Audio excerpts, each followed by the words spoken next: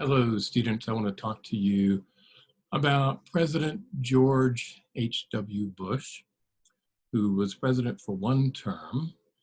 He elected in November 1988, taking office in January of 89, not winning re-election, and so leaving office in January of 1993.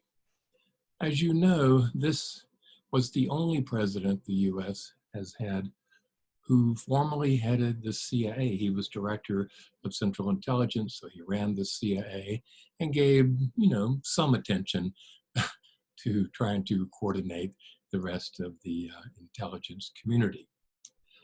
This is the presidency when the Cold War finally and completely ended and the Soviet Union ceased to exist.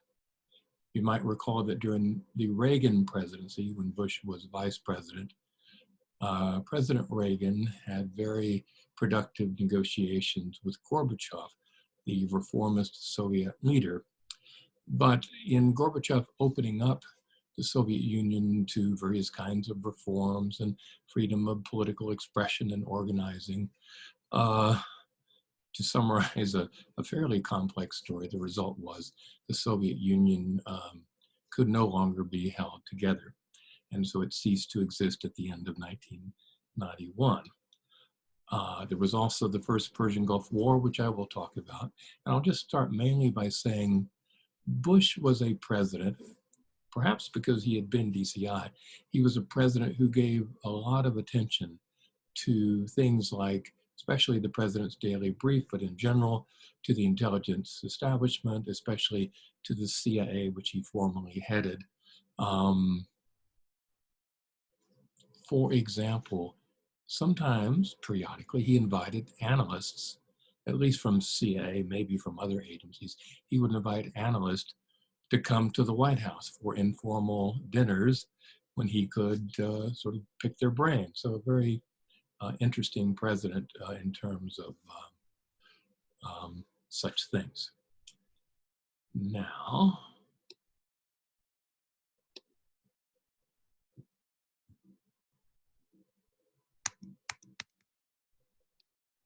there we go. So there were two DCIs, a man named Webster. He had been DCI in the last couple of years of the Reagan presidency in the aftermath of Iran-Contra and the sort of cowboyism of the preceding DCI, Casey. Webster brought stability to the CIA and US intelligence, and he continued on for a few years into the Bush presidency. He was a respected leader and non-controversial, which is maybe what CIA and the other agencies especially needed. Then he was succeeded by Robert Gates. Gates later became Secretary of Defense under presidents of George W. Bush and then Barack Obama. But he was a career CIA analyst. He had worked on the National Security Council staff. He was a top assistant to DCI Casey during the Iran-Contra period. And this created problems for Gates, and he was investigated. There was a lot of thinking that he must have known about some of the irregularities and illegalities, but none of that was ever really demonstrated. When Reagan put up the name of Gates for DCI, the reaction was of tremendous controversy, and Reagan withdrew that nomination. But Bush, his successor as president, Bush respected Gates. He nominated Gates again to be DCI. There was a huge battle in the US Senate and on the Senate Intelligence Committee over whether or not to confirm Gates. If you're interested in reading about conflict within the intelligence establishment in the late Reagan and then in the Bush era, the confirmation hearings of Robert Gates are fascinating because leading figures at CIA, who were a couple of whom were very widely respected, testified vigorously against confirming Gates as DCI. So it was a very controversial nomination, but Gates did win confirmation, he made some explicit pledges about how he would avoid the politicizing of intelligence, which happened to some degree under the man who had been his boss, Casey. Webster and Gates had good access to President Bush. He and they had his respect, and it went in both directions.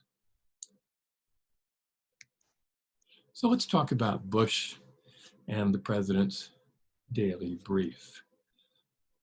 Bush was possibly more engaged with the PDB itself and the PDB process than any president. Remember, I told you that in the Reagan era, no one from CIA was actually there when Reagan had been briefed. He apparently was briefed each morning about contents of the PDB. But it's very different with Bush. Two different men in that 4-year period. There was a first one man and then another had the job of being the briefer about what was in each morning's PDB, the briefer of President Bush. Now, occasionally the DCI would show up, maybe 2 or 3 times a week, but the DCI did not do the briefing. It was the CIA briefer who briefed President Bush. And that briefer really had to be sure that the PDB was in good shape, because he would go through a gauntlet before getting to meet with President Bush. By the way, the PDB meeting was typically the first sort of formal meeting each morning that President Bush had. But before the briefer would meet with President Bush, he would meet with the White House Chief of Staff. He would brief him about that day's PDB. He would meet with the National Security Advisor, a man named Scowcroft, and brief him on what was in the PDB before then going on to brief President Bush. Bush had lots of questions, lots of comments, and again, as you might expect from a former DCI, was quite interested in the contents.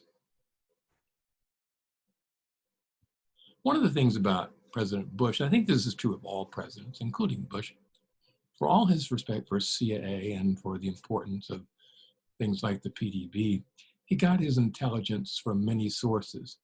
Bush liked to get on the telephone and talk to leaders of other countries. Now, all presidents do that to some degree. Bush did it a lot. He really cultivated personal relationships with lots and lots of leaders of other countries. Here you see President Bush with King Hussein of Jordan, not to be confused with Saddam Hussein of Iraq. This is King Hussein of Jordan.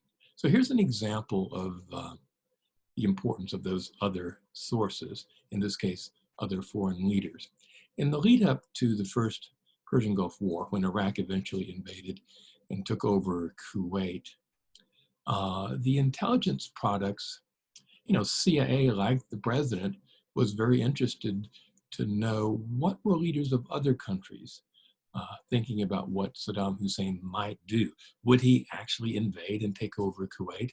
And so King Hussein was one who said to President Bush, no, Saddam is not that crazy. He won't do that. Similarly, the foreign minister of the Soviet Union, which still barely existed, said no, he wouldn't do that. So both President Bush and, to be honest, a lot of people at CIA were surprised when Saddam did invade Kuwait and take over. During the war, the intelligence sharing was not good, and intelligence cooperation was not good. First, there was an air war against Saddam Hussein, Iraq, and then his forces in Kuwait. There was a huge difference between military intelligence, DIA and others, and CIA about what damage the US and the Allied air war against Iraq had done. The plan was, well, first we'll do some, overwhelming destruction of Saddam's forces by way of air warfare, and then we'll send in the ground troops. And DIA and General Schwarzkopf, the the commander, U.S. commander for that war. Here he is pictured with his boss, Colin Powell, chairman of Joint Chiefs, but Schwarzkopf just had a huge difference with the CIA over when to begin the ground war. And that related to differing views of intelligence agencies, CIA and DIA, about how much destruction had been brought about by aerial warfare against Saddam. In this case, so for all his respect for CIA, President Bush followed the guidance of the military intelligence people. And that may have been a good call. The interesting thing is that when people then looked back, when people at the agencies and the government and later scholars look back, it turns out that the military intelligence people had substantially overestimated how successful the air war had been. CIA got it right. However, CIA, ultimately, their intelligence was set aside by President Bush. So, if the war had not gone well, this would be regarded as some kind of a serious intelligence failure. But the US, with allies, won that war against Saddam. And let's face it, who's interested in an intelligence failure when the war effort is successful? Okay, so as I said, in the Bush presidency, the Cold War came to an end. One of the dramatic events was that the Berlin Wall was basically torn down by German residents in the divided city of Berlin on both sides. They literally, at a certain point in I guess it was the autumn of 89, I believe, tore the wall down. It had been erected in about 1961 and had divided the city of Berlin between communist East and democratic non-communist West. In a lot of ways, the Berlin Wall was sort of ground zero for the Cold War. And the thinking always was that there's going to be a nuclear war in this Cold War. It'll probably be over various tensions and pushing back and forth between the enemies, the two superpower enemies over how to deal with Germany and the city of Berlin. But the Soviet Union ceased to exist at the end of 1991. So a very big question in the 90s and ever since with intelligence historians was, did CIA and the rest of the intelligence establishment fail to predict the end of the Cold War, fail to predict the falling apart of the Soviet Union? I don't think it's fair to say, even now, I don't think it's fair to say there's a consensus answer to that question. So, on one end of the spectrum, we have the late Senator Daniel Patrick Moynihan. For a period of time in, I guess, the 80s and 90s, well, in the 80s, yes. In the 80s, Moynihan had been on the Senate Intelligence Committee. He was a pretty hawkish guy. He certainly wasn't soft on communism or anything. But when the Cold War was over, he was absolutely convinced that the intelligence establishment had never done a good job. CIA especially was his target, had never done a good job vis-a-vis the Soviet Union. He said, the CIA never really penetrated the Soviet leadership. And here you see this quote. He says, it wasn't the spies who won the Cold War. He said, basically, there were conditions in the Soviet Union internally that made it fall apart. I'm going to read you a bit more of the quote. And by the way, this quote comes from a period of time where he introduced a bill to the Senate which would abolish, and this is about 1993 or so, give or take a year, a bill to abolish the CIA, to turn over most of its functions to the State Department, and basically to pretty much stop with covert action, or if those things were to be done, then that could be done by the military, but just abolish the CIA. So he said, I don't believe that in the end, the spies mattered very much at all in the Cold War. Their isolation, their remote theorizing at CIA actually prevented them from seeing as late as 1987 or 88, what anybody in the streets could have told them. The Soviet Empire did not fall apart because the spooks had bugged the men's room in the Kremlin or put broken glass in Mrs. Brezhnev's bath. Brezhnev was a Soviet leader, but because it was the Soviets were running a huge closed repressive society, and things there just became impossible. So the Bush era in some ways was good for CIA and the intelligence establishment because there was a president who really respected that agency.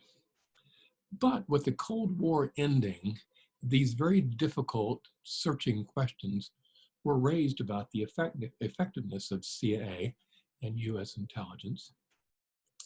And perhaps inevitably, funding levels for intelligence flattened. Funding for human intelligence would go down in the coming years. So when I talk in the coming years, we're talking about sort of late Bush era and then early to middle Clinton era. Human intelligence would be devalued in its supposed importance. Spies would matter less in the years after the 5 to 10 years after the Cold War ended. So in that sense, the Bush era was a mixed bag for CIA and for U.S. intelligence.